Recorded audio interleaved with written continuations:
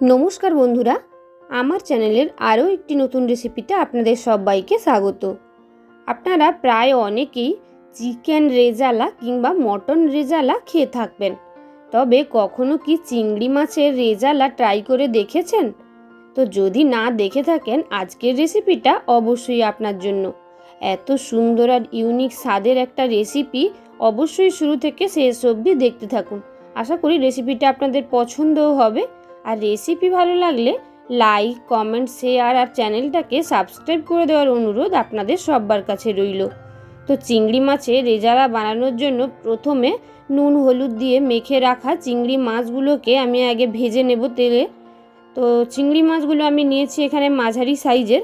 আর চিংড়ি মাছগুলো দেখো, খোলাগুলো মানে পুরোটা বাদ দিইনি। তো তোমরাও এই রেজালা বানানোর সময় খোলাটা পুরোপুরি বাদ না দিলেই ভালো।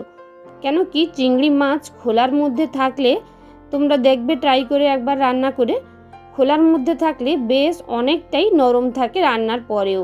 তা না হলে খোলা থেকে পুরোটা খুলে দিলে একটু একটু শক্ত হয়েই যায় এই তেলে ভাজার সময় বিশেষ করে। তো প্রায় 2-3 মিনিট সময় নিয়ে চিংড়ি মাছগুলোকে ভেজে নিয়ে এবার তেল থেকে তুলে নিচ্ছি। এবার আসল রান্নায় চলে আসি। তার জন্য দেখুন, ওই ভেজে রাখা তেলের মধ্যেই দিয়ে দিলাম এখানে প্রায় 2টো মাঝারি সাইজের পেঁয়াজ বাটা। এখানে তোমরা পেঁয়াজ একদম ছোট কুচি, যাকে বলা হয় একদম ফাইন চপড করে দিতে পারো, একদম মিহি কুচি যেটাকে বলা হয়। পেঁয়াজটা হালকা ভেজে নিয়ে তার মধ্যে দিয়ে দিচ্ছি আমি 2 চা চামচ আদা, রসুন আর কাঁচা লঙ্কা একসাথে মিশিয়ে বাটা। 2 চা চামচই দেব। তো ভালো করে নেড়ে চেড়ে আদা রসুনের কাঁচা গন্ধটা যাওয়া অবধি ওয়েট করব। এবার এর মধ্যে দেখো দিয়ে দিলাম আমি লঙ্কার গুঁড়ো, ঝাল লঙ্কার গুঁড়ো, আর দিয়ে দেবো কাশ্মীরি লঙ্কার গুঁড়ো, স্বাদ মতো নুন।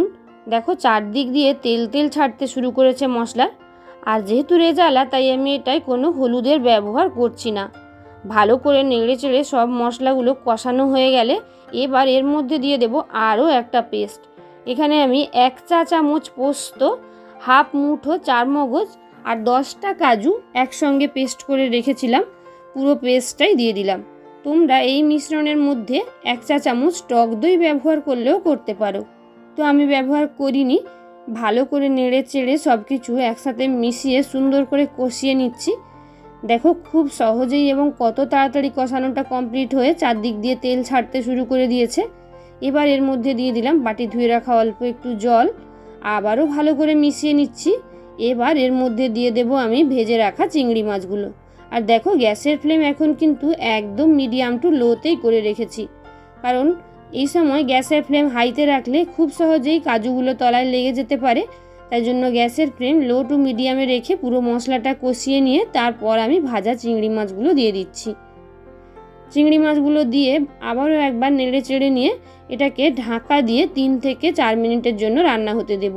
ততক্ষণে মাছগুলো সুন্দরভাবে সুসেদ্ধ হয়ে যাবে আর রান্নাটাও প্রায় কমপ্লিট হয়ে যাবে। দেখো দেখতে কতটা লোভনীয় লাগছে, খেতেও অনেক বেশি সুন্দর লাগে রেসিপিটা। তো চলো এবার এটাকে ঢাকা দিয়ে 3 থেকে 4 মিনিট রান্না হতে দেব। তো গ্রেভি এরকম থকথকে হয়ে গেলে তোমরা চাইলে অল্প একটু জলও ব্যবহার করতে পারো। 3-4 মিনিট পর ঢাকাটা খুলেছি, রান্না থেকে দুর্দান্ত একটা স্মেল আসছে। তো তোমরা রান্না করলে অবশ্যই বুঝতে পারবে। দেখো ভালো করে নেড়ে চেড়ে নিয়ে রান্না এখন প্রায় কমপ্লিট। এবার এর মধ্যে দিয়ে দেব আমি 1 ছিপি কেওড়া জল। যেহেতু রেজালা, তাই একদম চিকেন মটনের মতন করে করার চেষ্টা করেছি। তো যারা চিকেন রেজালা কিংবা মটন রেজালা রেসিপি জেনে থাকবে তারা আশা করি দেখলে বুঝতেই পারবে। দিয়ে দিলাম 1 ছিপি গোলাপ জল, ওপর থেকে দিয়ে দিলাম 2টো কাঁচা লঙ্কা আর সামান্য একদম একটুখানি চিনি। তো রান্না আমার প্রায় কমপ্লিট, সব কিছুই মিশিয়ে নিচ্ছি।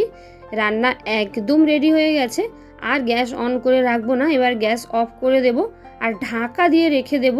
একদম গরম ভাতে পরিবেশন করব চিংড়ি মাছের রেজালা। ভাত ছাড়াও কিন্তু এটা রাইসের বিভিন্ন আইটেম কিংবা রুটির সঙ্গে যারা মাছ পছন্দ করো, খেতে অপূর্ব লাগে। রেসিপিটা তোমাদের কেমন লাগলো অবশ্যই জানিও। আসছি নতুন কোনো রেসিপি নিয়ে। টাটা।